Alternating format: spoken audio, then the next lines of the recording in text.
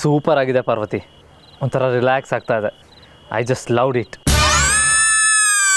ಲವ್ವಾ?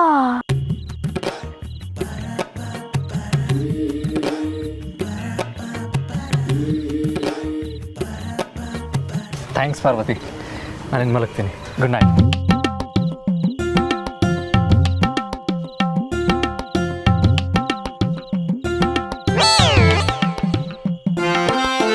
ಸಾಯಬ್ರು ಯಾಕೋ ಮುಖ ಊದಿಸ್ಕೊಂಡಿದ್ದೀರಾ? ಅಯ್ಯೋ ಬಿಡಮ್ಮ, ನಾವು ಮುಖ ಊದಿಸ್ಕೊಂಡ್ರು ಅಷ್ಟೇ, ತಲೆನೋವು ಬಂದರೆ ಅಷ್ಟೇ. ನಮಗೆ ಕಾಫಿ ಯಾರು ಮಾಡ್ಕೊಡ್ತಾರೆ? ಅದೇ ದೊಡ್ಡ ಯಜಮಾನ್ರು ಕೇಳಿದ್ರೆ ಒಳಗೆ ಕಾಫಿ ಮಾಡ್ಕೊಂಡು ಬಂದ್ಬಿಡ್ತಾರೆ. ಮನ್ಸಲ್ಲಿ ಭದ್ರವಾಗಿ ಏನೇನಿದೆಯೋ ಏನೋ ಯಾರಿಗೆ ಗೊತ್ತು. ಮತ್ತೆ ಶುರು ಮಾಡ್ಕೊಂಡೆ ನೀನು.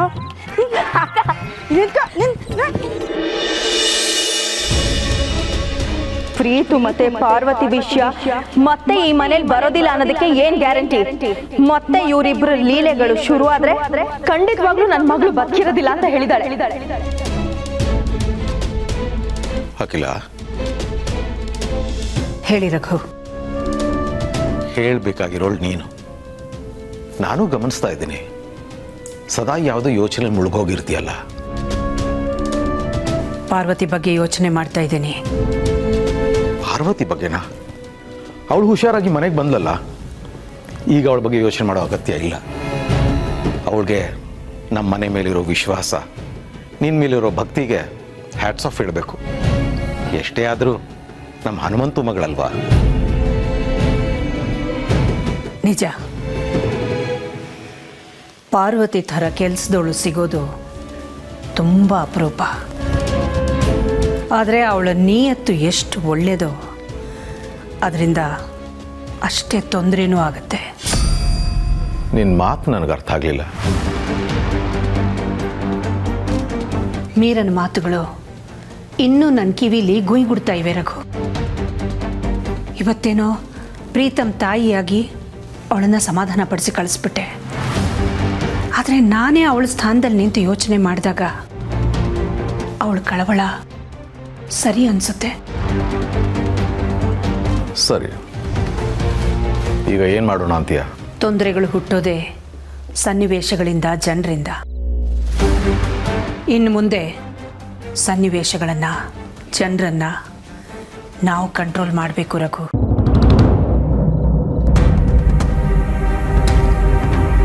ಅಮ್ಮ, ಹಾಲು.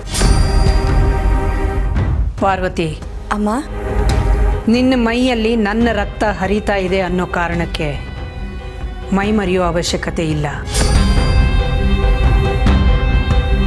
ಕೆಲಸದವಳಾಗಿ ನಮ್ಮ ಮನೆಗೆ ಬಂದು ಎಲ್ಲ ಕೆಲಸದವ್ರ ಥರನೇ ನೀನು ಇರ್ತೀಯ. ಗೆರೆ ದಾಟೋದು ಕಾಣಬಾರ್ದು. ಅರ್ಥ ಆಯ್ತಾ? ಆಯ್ತಮ್ಮ, ನೀವು ಹೇಳ್ದಾಗೆ ನಡ್ಕೋತೀನಿ. ಹಾಲು ಅಲ್ಲಿಟ್ಟು ಹೊರಡು. ಸರಿ ಅಮ್ಮ.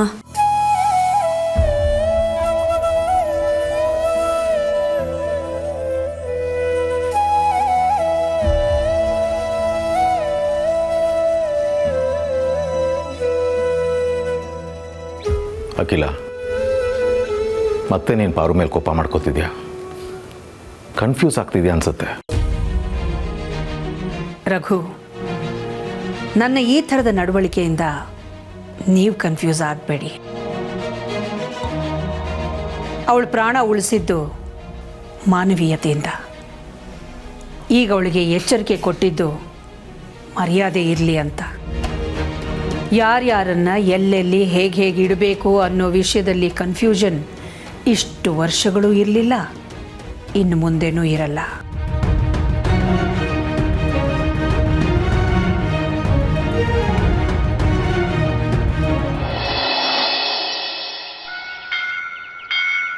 ಲೋ ಬಾರೋ.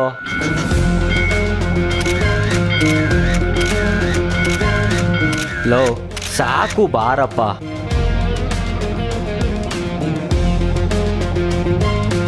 ಲೋ ಗುರು, ಒಂದು ನಿಮಿಷ ಇರೋ, ಬಂದೆ.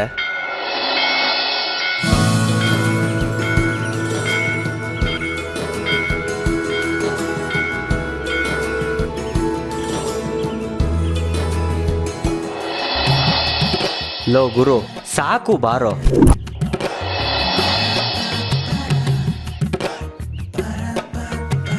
ಗುರು, ನಮ್ಮ ಪೂರ್ವಜರು ಎಂಥ ಇತಿಹಾಸ ಬಿಟ್ಟೋಗಿದ್ದಾರೆ ನೋಡೋ. ಒಂದು ಕಲ್ಲಿನ ಶಿಲೆಯಾಗಿ ಕೆತ್ತಿ ಅದರಿಂದ ಎಷ್ಟೋ ಕತೆಗಳನ್ನ ಅವ್ರ ಜೀವನ ಶೈಲಿನ ಹೇಳಿದ್ದಾರೆ ಅಂದರೆ ರಿಯಲಿ ಗ್ರೇಟ್ ಕಣೋ.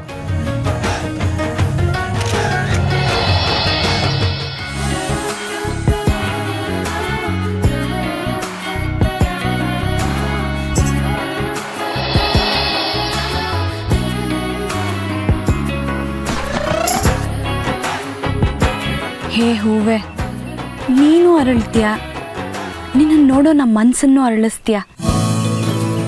ನಮ್ಮ ಮನಸ್ಸಲ್ಲಿ ಎಷ್ಟೇ ನೋವು ತಳಮಳ ಇದ್ದರೂ ನಿನ್ನನ್ನು ನೋಡಿದ ತಕ್ಷಣ ತನಗೆ ತಾನೇ ನಗು ಬರುತ್ತೆ. ಅದು ಹೇಗೆ? ನಿನಗೆ ನನ್ನ ಕಂಡ್ರೆ ಇಷ್ಟನಾ? ಉತ್ತರ ಕೊಡೋದಿಲ್ವಾ? ಓ, ಬರೀ ನೀನು ನನ್ನ ಮನಸ್ಸಿನ ಜೊತೆ ಮಾತಾಡ್ತೀಯಾ?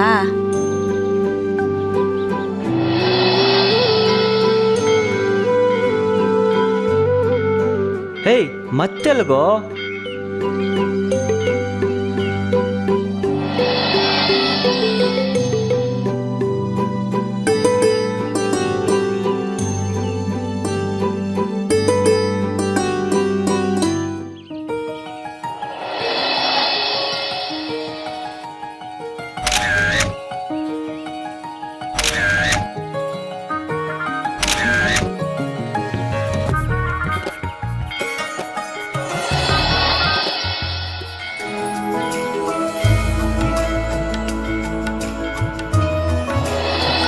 ವಾ, ಎಷ್ಟು ಸುಂದರವಾಗಿದೆ ಈ ಕಣ್ಗಳು.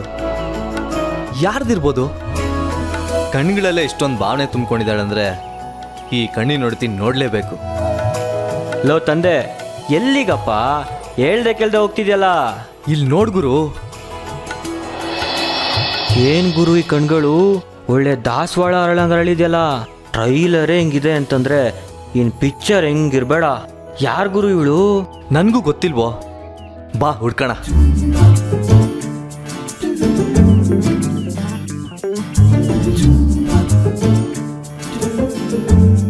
Just miss. ಈ ಕಣ್ಗಳಲ್ಲಿ ಏನೋ ಒಂದು ಮ್ಯಾಜಿಕ್ ಇದೆ, ಒಂಥರ ಡಿವೈನ್ ಫೀಲ್.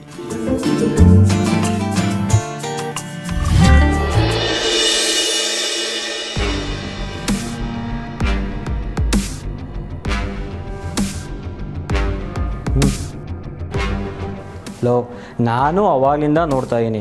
ಆ ಲ್ಯಾಪ್ಟಾಪಲ್ಲಿರೋ ಕಣ್ಣುಗಳನ್ನೇ ನೋಡ್ಕೊಂಡು ಏನೋ ಸಂಶೋಧನೆ ಮಾಡೋ ರೇಂಜಲ್ಲಿ ಕೂತಿದ್ಯಲ್ಲೋ.